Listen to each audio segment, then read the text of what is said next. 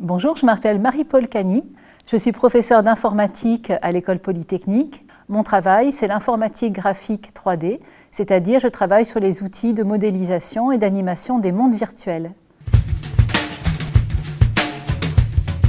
Moi, je suis à la fois mer et montagne parce que ma famille est originaire de Corse, qui est l'endroit clé pour avoir à la fois la mer et la montagne.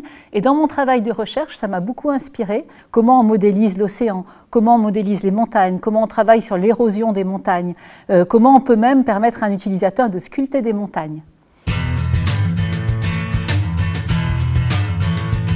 Peupler des mondes virtuels avec une faune et une flore animées.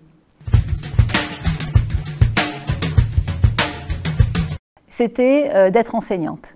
Quand j'avais, alors non pas 5 ans, mais plutôt 7 ans, j'avais commencé à écrire un petit livre pour essayer d'apprendre à lire aux enfants, où tout de suite je traduisais mes connaissances dans une méthode pour l'apprentissage. Ça a été de créer des petits mondes virtuels sous forme de maquettes, avec du bois, avec de la pâte à modeler, avec du fil de fer, d'essayer d'assembler des éléments pour créer des mondes. Je dirais que j'aime bien les deux, mais je crois que ce qui me faisait le plus rêver, je dois être sans doute plus vieille que beaucoup d'entre vous, c'était plutôt quelque chose qui s'appelait Cosmos 1999 et où c'était une base d'humains sur la Lune et la Lune était attirée en fait par une comète et la Lune s'en allait en fait de l'orbite de la Terre. Voilà, c'était un feuilleton américain qui passait pendant mon enfance qui me faisait beaucoup rêver. Tout simplement parce que c'était une discipline nouvelle qui semblait très prometteuse. J'avais fait juste un tout petit peu d'algorithmique ma première année à l'ENS et ça m'évitait d'avoir à choisir en maths entre l'algèbre et l'analyse. Ce que je fais, en fait, ça va servir à offrir des nouveaux outils à l'humanité, en fait, pour qu'ils puissent exprimer leur vision mentale. Alors, je vous explique mieux. Si je pense à une musique, je peux toujours vous la chanter. Si maintenant j'imagine un monde imaginaire, je pourrais essayer de le dessiner avec un papier et un crayon, mais il faudrait des tas de dessins.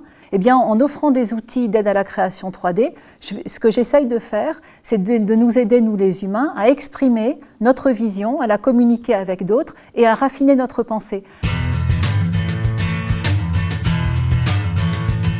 Alors, l'un de mes défauts, c'est clairement l'impatience. Parce que c'est vrai que j'ai une vision de ce qu'on aimerait faire, j'ai une vision, j'aimerais que ça aboutisse, et peut-être que je peux être parfois trop vive à atteindre notre but.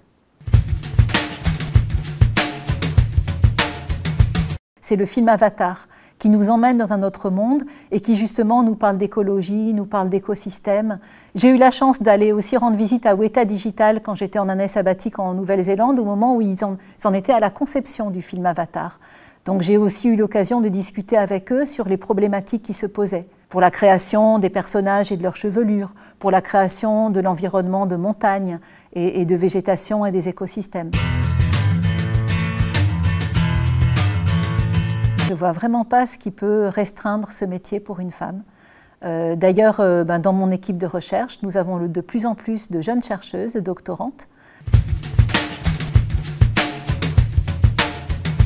Il y a quelques recherches qui sont en train d'émerger pour essayer d'avoir des machines qui vont apprendre un petit peu plus comme un enfant, par généralisation à partir de quelques essais. L'apprentissage en autonomie est quelque chose qui me fascine.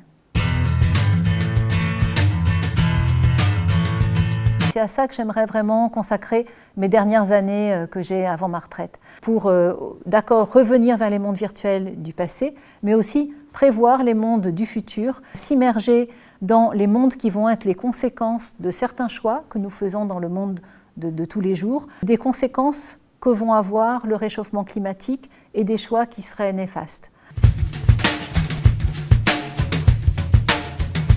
En fait, mon projet de recherche actuel, je l'appelle souvent l'IA créative. C'est-à-dire, j'aimerais que l'IA nous permette de faire des systèmes d'aide à la création.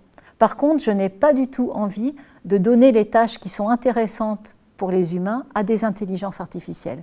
En fait, c'est vraiment nous qui choisissons à quoi nous utilisons la machine et quel rôle nous souhaitons garder. Oui, je travaille en équipe et pour moi, la recherche n'aurait pas de sens si elle ne se faisait pas en équipe. c'est la musique folk, la musique trad, que je peux jouer et chanter avec ma guitare, avec des amis, mais aussi la musique trad des bals folk, où on va mélanger en fait des instruments très anciens comme la vielle à roue, l'accordéon diatonique, avec des sonorités très modernes. Faire de la recherche, c'est vraiment pouvoir prendre tout ce qu'on sait faire, être dans une équipe vraiment variée, avec des personnalités variées, et essayer tous ensemble de résoudre un problème. C'est quelque chose qui est vraiment très créatif. Au début, on lance des idées qui vont nous sembler complètement impossibles, et ça, c'est vraiment ça, d'après moi, qui donne envie de faire de la recherche.